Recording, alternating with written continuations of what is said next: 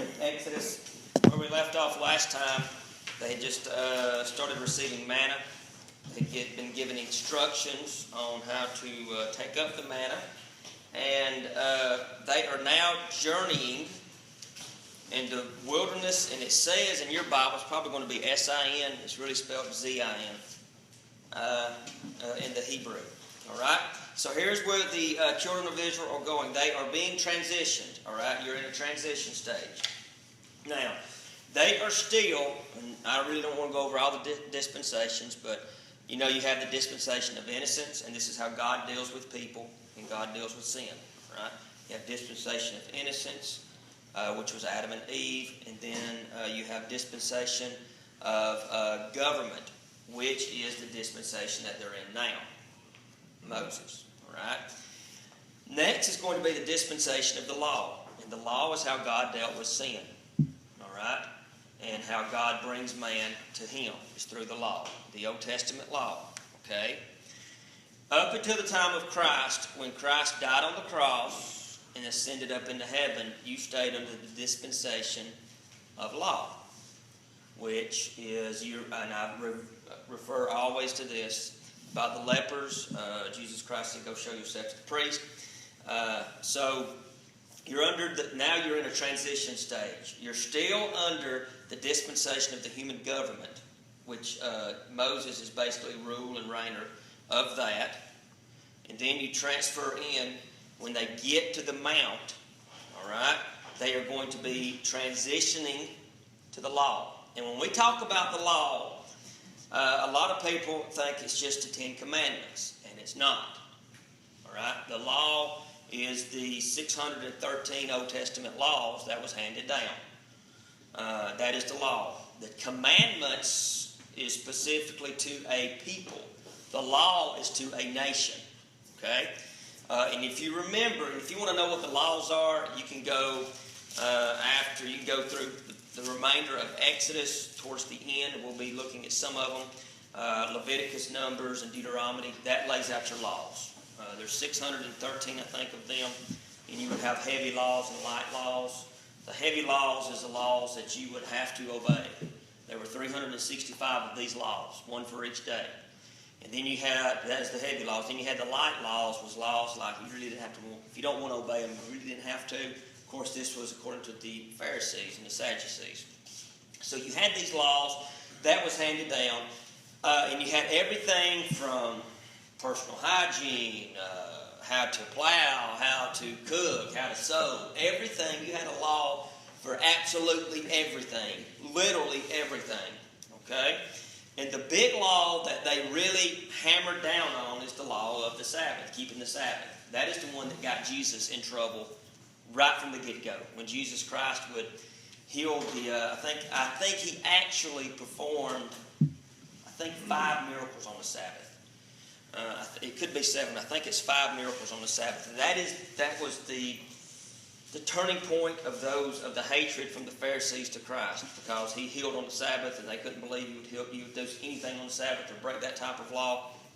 But now they're in a transition as they're making a way from Egypt down the coast, and they are going to the mount, God's holy mountain. They're in a transition stage. Now that we've covered the manna, we've covered the quail, they have bellyache and they have gripe continuously, the children of Israel. And now they are in, and it says in verse 17, verse 1. All right? They have already seen all of the mercies of God, the great miracle of the parting of the Red Sea. They've seen all of the plagues. It's just miraculous miracles that they have seen. And all the children of Israel journeyed from the wilderness of Sin, which is actually Zin, after their journeyings, or after their journeys. And you can look in the book of Numbers, and you can actually get a specific location. I think there's 50 stopping points that they went. From the time they left Egypt to the time they got to the Great Mount, from the time they left Egypt to the time that they actually entered into the Promised Land, there's 50 stops. There's 50 actual locations where they would stop at. Most of these locations are just basically a crossroads. There's nothing there. But it is briefly mentioned in the book of Numbers. Okay? And it says, after their journeys, according to the commandment of the Lord. Now God is commanding them. He's not asking. He is not pleading. He is commanding them in verse 1. So after their journeys, according to the commandment of the Lord, and pitched at Rephidim, and there was no water for the people to drink. Now, under the commandment of God, they are in this location. But once God puts them in this location, there is something that is lacking. And what is it? Water. If you remember back in chapter 15, they go in chapter 15, verse 23. All right, or verse 22.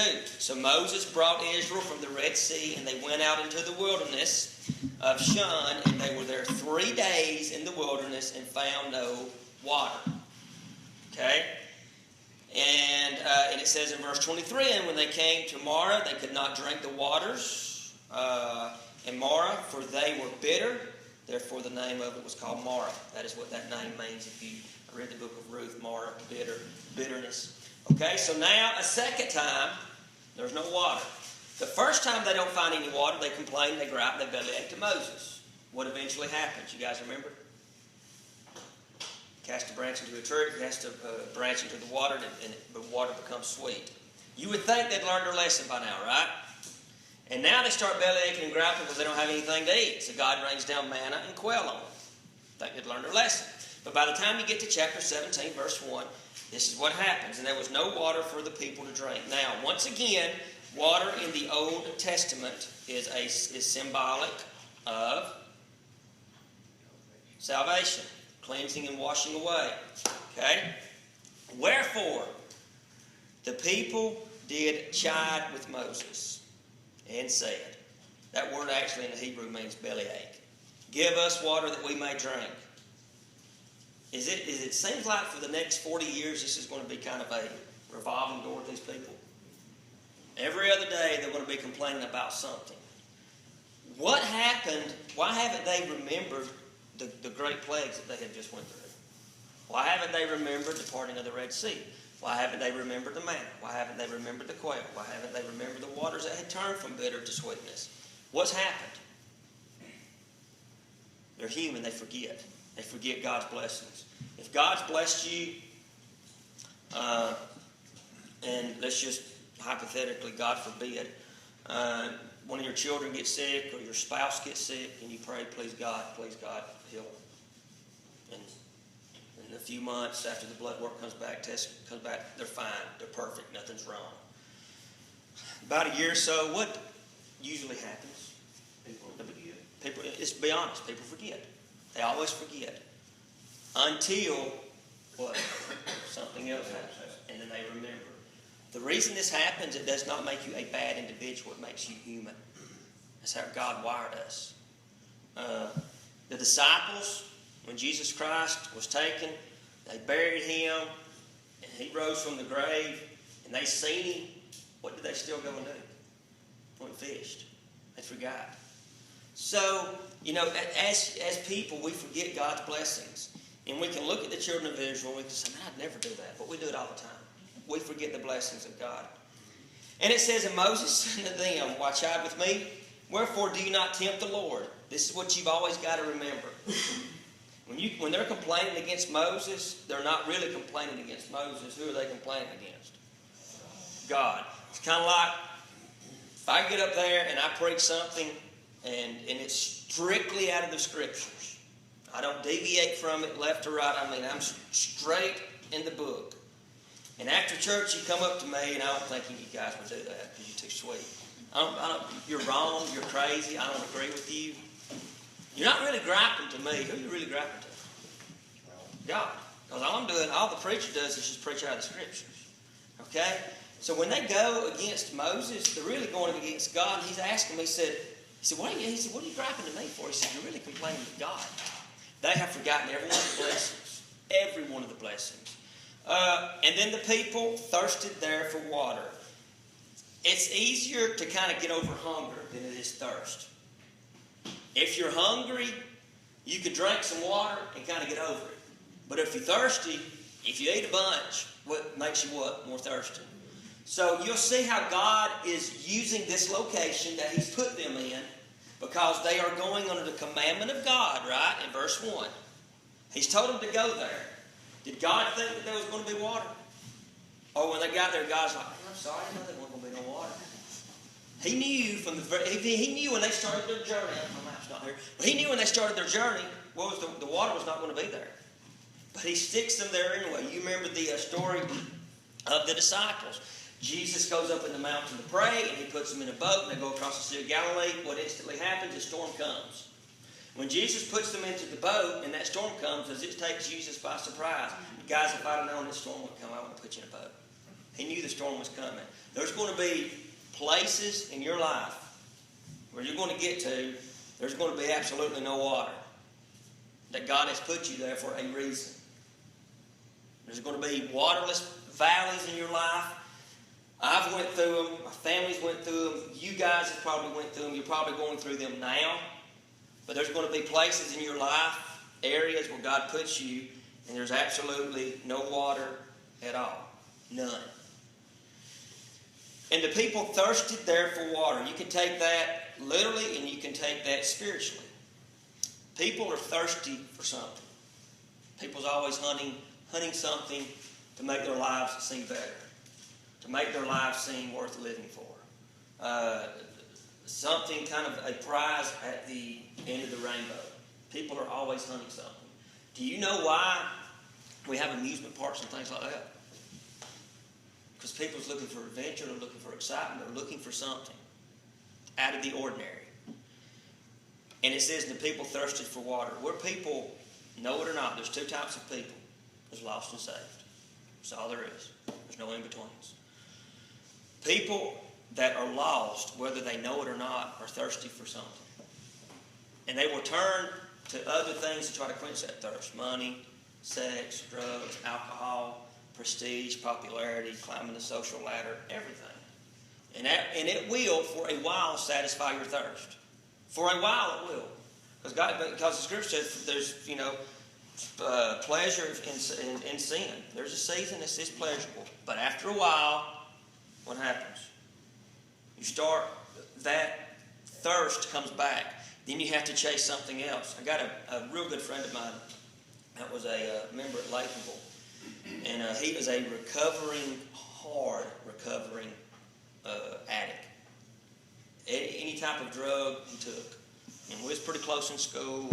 He's cleaned up doing awesome, great family, super nice guy. And he told me, he said with drugs, what you're doing after that first high, you take another one to try to get that feeling, but you don't get it. So you continually try to chase that first high.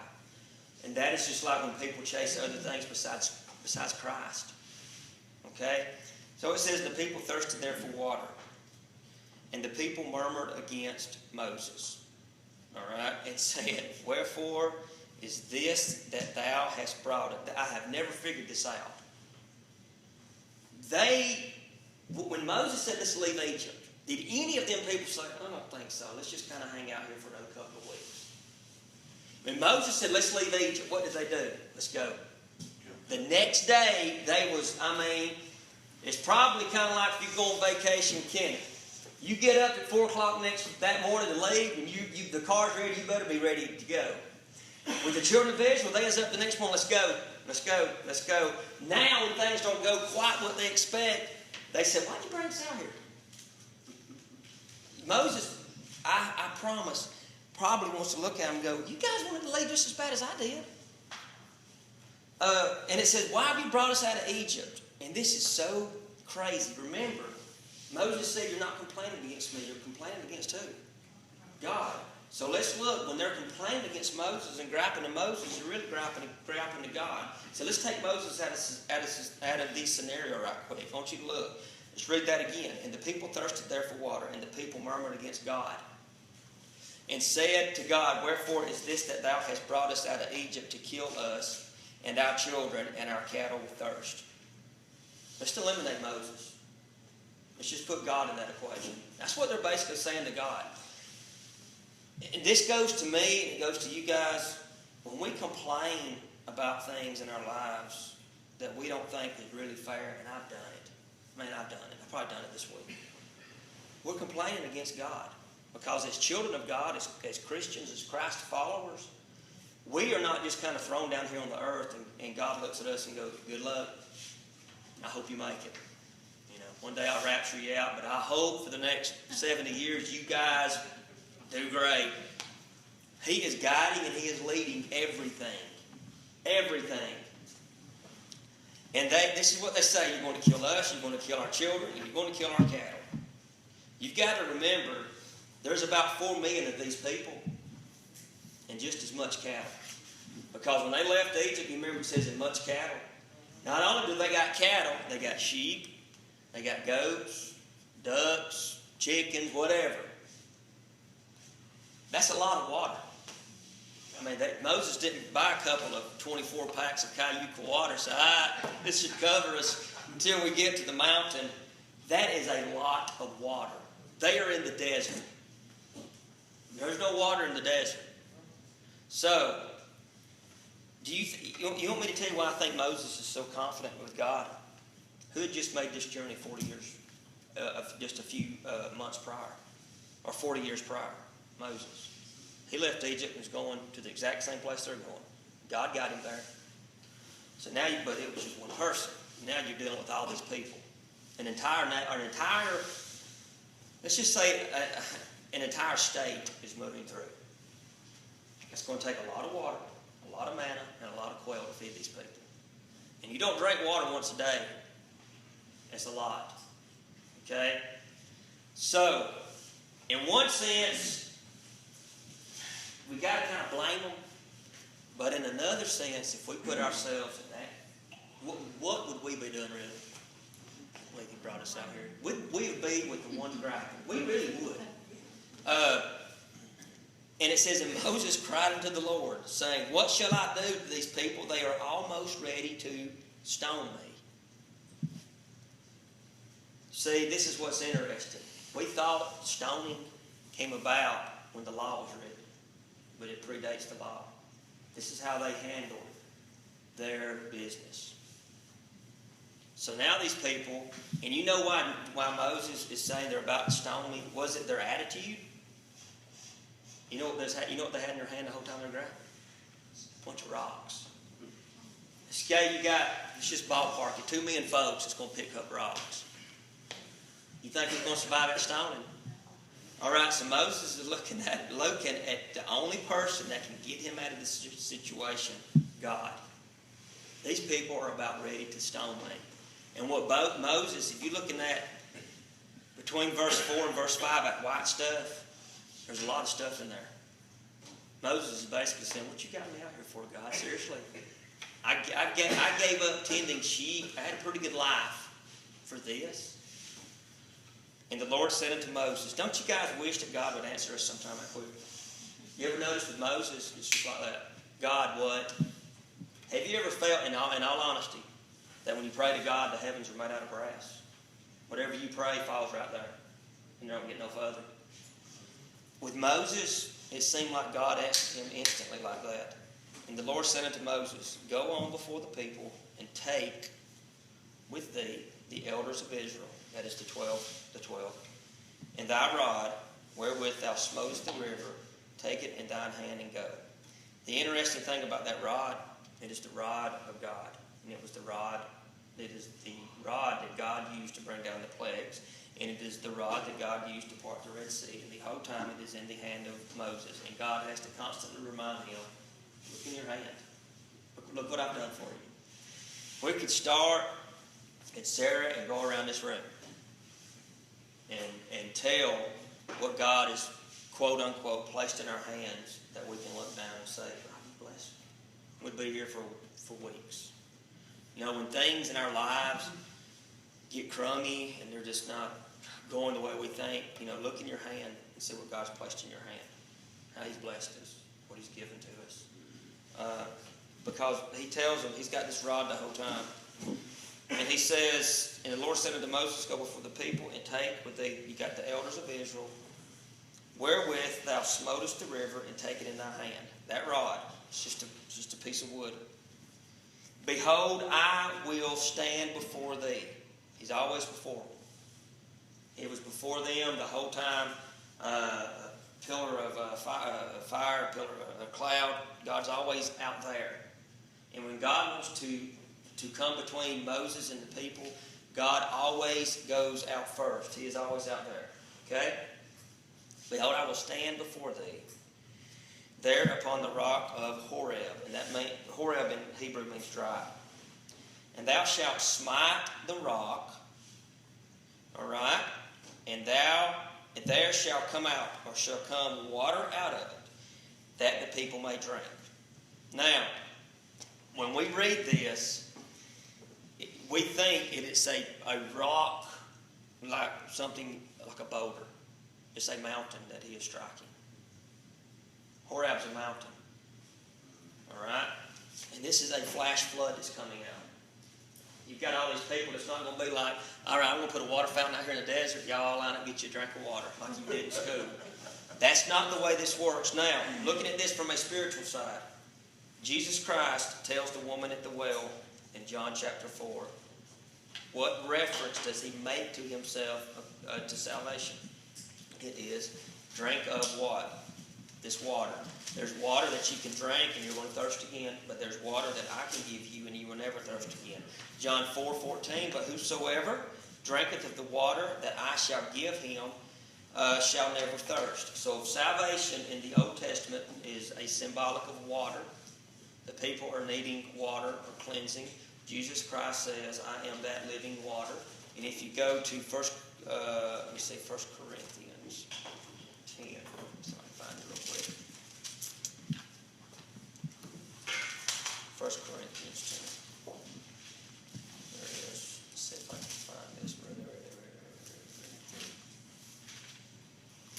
All right, 1 Corinthians 10:4. And did all drink of the same spiritual drink? For they drank of that spiritual rock that followed them, and that rock was Christ.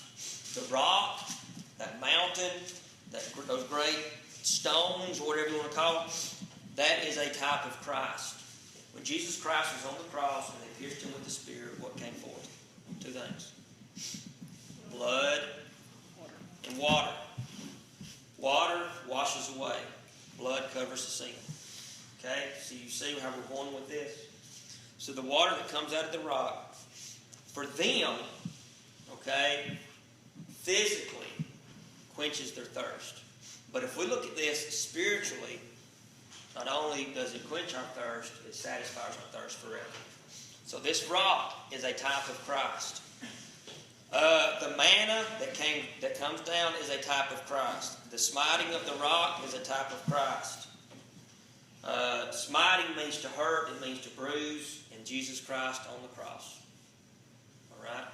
So I'm trying to, maybe you guys are kind of all piecing this together. Now, and that the people may drink, and Moses did it in the sight of the elders of Israel. Now, you remember in Numbers chapter 20, he tells him to speak to the rock. Remember, but what does Moses do? Hits it, and that's what keeps him out of the promised land. All right? And Moses came, and he called the name of the place Massah and Meribah because the chiding of the children of Israel, because they tempted the Lord, saying, is the Lord among us or not? Now, you would like to end there and think, well, everything's great. All right? And so far on this journey, if we look at it through just earthly eyes, they left, they complained, here comes Pharaoh with his army, God destroys it. They crossed the Red Sea, they're in the wilderness, we don't have no water. Okay, throw a branch into water and make it sweet. All right, now we got water. Now we're hungry. I'm going to rain down bread, I'm going to rain down quail. All right, now we're hungry again. Now we're thirsty again. All right, strike the rock. Okay, so you think that everything is going great, but with this journey, with the good, always comes to bad. Because you'll notice there is a person, Amalek, in verse 8. Now, after they received the water of Christ, quote unquote, all right, what comes next? The trouble. You hear people, and And I've heard testimony after testimony of people that as soon as salvation comes, it seems like life sometimes gets even harder.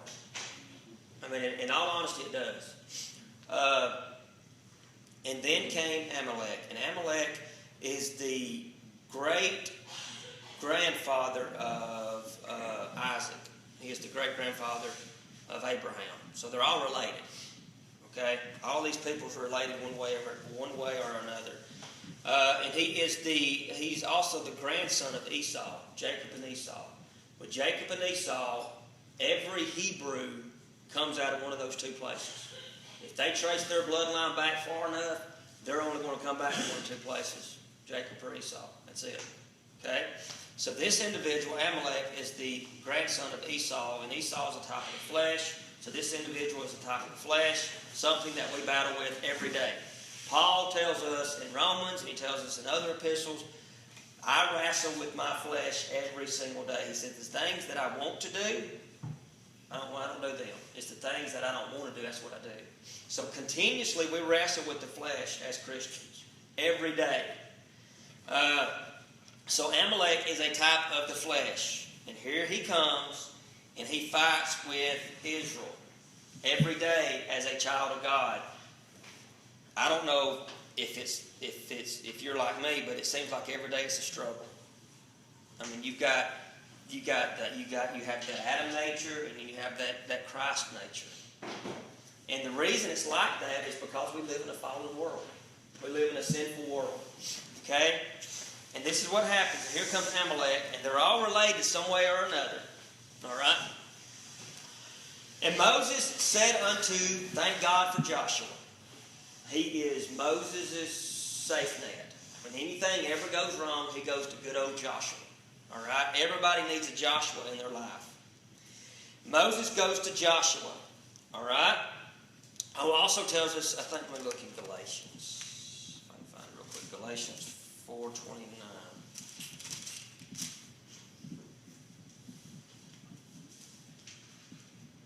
Galatians 4:29. But as then, he that was born after the flesh persecuteth him that was born after the Spirit, even so it is now. So right now, even though you are a child of God, even though you are a follower of Christ, there is still that fight. Okay? Always. Moses said unto Joshua, choose us out men, and go out and fight with Amalek. Tomorrow I will stand on the top of the hill with the rod of God in my hand. What Moses is acting as is intercessor for God. And Moses acts as intercessor for God continuously. God never speaks to the children of Israel. He speaks to Moses. And then Moses relates that message to the children of Israel. He says, tomorrow I will stand on top of the hill with the rod of God in my hand. So Joshua did as Moses said unto him, and fought with Amalek and Moses and Aaron. And there is a man by the name of Hur. Went on top of a hill, 3 people. All right? And it came to pass, when Moses held up his hands, that Israel prevailed. And when he let down his hands, Amalek prevailed. There is that individual by the name of Hur. Now, you know, Aaron is the brother of Moses. But Hur's relative was a man that name is Hiram Abiath. He is the one responsible for the building of Solomon's temple. So his relative, years before, generations before, once held up the man of God's arm for a fight. So that just shows you God never ever forgets your work for him. Generations later, you got Hiram, and Solomon chooses him to help build the Holy Temple. Okay?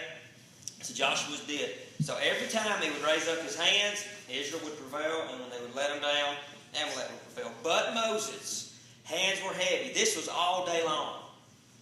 All day long. And they took a stone and put it under him. Jesus Christ is described as what? A stone that the builders rejected. Okay? What is a stone made out of? Rock. What did they just strike to get water? A rock. So Jesus Christ is our rock and our salvation. So, when Moses is trying to do this on his own, he can only do it for a little while. But as human nature, you sometimes start to fail. So who do we have to rely on each and every day? Not every other day, but each and every hour of the day. Christ. He is our rock. Okay? And Moses' hands were heavy, and they put a stone. And they took a stone and put it under him. And he sat thereon, and Aaron and Hur stayed his hands, and one on one side, one on the other. And his hands were steady until the going down of the sun. And Joshua did not defeat. He just discomfited. Do you know when your flesh will be defeated? When we get to heaven. Up until then, you are going to have a daily struggle with the flesh. You are going to have a daily struggle with Amalek. Every day. Okay? Joshua did not defeat, but later, in Numbers 14, I believe, they get into it with him again. Finally, Saul defeats him, and they battled with this group of people all throughout just about the Old Testament. Now, and Joshua discomfited Amalek and the people with the edge of the sword. Didn't destroy it, just kind of discomfited them. And the Lord said unto Moses, write this for a memorial in the book, and rehearse it in the ears of Joshua, for I will utterly put out the remembrance of Amalek from under heaven. You find out in 1 Chronicles chapter 4, it actually happens. Their seed is totally wiped out. Do you know why? Because they come against the children of Israel. The children of Israel then the nation of Israel is formed by these people. That is why it is so important for us as America to support Israel. Okay? God says if they bless you, I'm going to bless them. Amen. If they fight against you, I'm going to wipe them out. We have got to stand against that nation. We've got to. And the reason that God tells us, and it happens in 1 Chronicles, He kills every one of them, is because they go up against God's chosen people. You do not do that. You always pray for the Jews. You pray for the nation of Israel. And Moses built an altar, one of the altars that he built. But I want you to look in verse 15. For he said, because the Lord has sworn that the Lord will have war with Amalek from generation to generation. From then on, even after this, they have a battle with these group of people. Seems like every few years they're in a war with these people. Until finally God defeats them. The flesh was finally, the type of the flesh, not the flesh, but the type of the flesh, it's symbolic of the flesh, was finally defeated in Chronicles. Our flesh is finally going to be defeated. We will have total power over it when God calls us home. That's why it's really, if you hear people falling into sins of the flesh, it's really important that we don't talk about them or say, I can't believe that would happen to them. Because it could happen to anybody in this room. Anybody.